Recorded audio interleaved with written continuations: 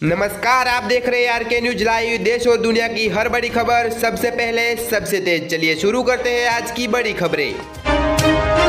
बिहार सरकार 180 सामुदायिक स्वास्थ्य केंद्रों यानी सीएमसी में ब्लड स्टोरेज यूनिट स्थापित कर रही है। इसका उद्देश्य स्वैच्छिक रक्तदान को बढ़ावा देना और मरीजों को समय पर रक्त उपलब्ध करना है। यह पहल थैलेसीमिया, गर्भवती महिलाओं और दुर्घटना पीड़ित जैसे जरूरतमंदों के लिए जीवन रक्षक साबित होगी, जिससे मातृत्व मृत्यु दर में कमी आएगी और आपातकालीन सेवाओं में सुधार होगा। समस्तीपुर में ब्लड कंपोनेंट सेपरेशन यूनिट भी स्थापित हो रही है। कश्मीरी घाटी में शुक्रवार देर दोपहर ताजा बर्फबारी हुई, जिससे सोमवार सहित कई ऊंचाई वाले इलाके सफेद चादर से ढक गए। गुरेज, द्रास और जोजिला दर में भी बर्फ गिरी, जिससे आवाजाही प्रभावित हुई। गुलमर्ग और दूधपत्री में हल्की बर्फबारी दर्ज की गई। मौसम विभाग ने आने वाले दिनों में पश्चिमी विक्षोभ के कारण और बर्फबारी की संभावना जताई है, जिसमें यात्रियों को सावधानी बरतने की सलाह दी गई है।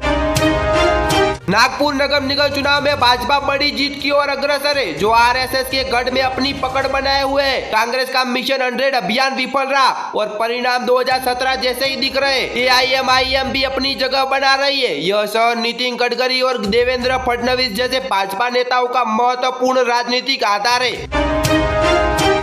चंडीगढ़ पुलिस अपने सीनियर कांस्टेबल विजय कुमार को गिरफ्तार नहीं कर पा रही है, जो 1 साल से भगोड़ा है। जिला अदालत ने उन्हें 1.25 लाख रुपए के चेक बाउंस मामले में भगोड़ा घोषित किया था। शिकायतकर्ता रायमस ने एसएसपी कंवरदीप कौर से विजय कुमार की गिरफ्तारी की मांग की है, क्योंकि भगोड़ा होने के बावजूद वह ड्यूटी पर है।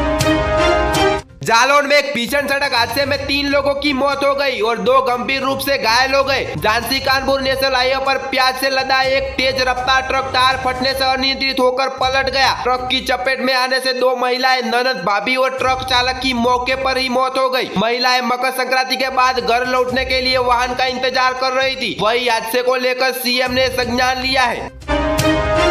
उड़ीसा हाईकोर्ट ने फैमिली पेंशन पर अहम फैसला सुनाया है। कोर्ट ने कहा कि पहली पत्नी के जीवित रहते की गई दूसरी शादी वैध नहीं मानी जाएगी, भले ही पहली पत्नी का निधन हो गया हो। ऐसे मामलों में दूसरी पत्नी सरकारी कर्मचारी की मृत्यु के बाद पेंशन की हकदार नहीं होगी। कोर्ट ने याचिका खारिज करते हुए स्पष्ट किया है कि वैध विवाह पेंशन के लिए अनिवार्य शर्त है और ऐसी शादी हिंदू मैरिज एक्ट के तहत दंडनीय है।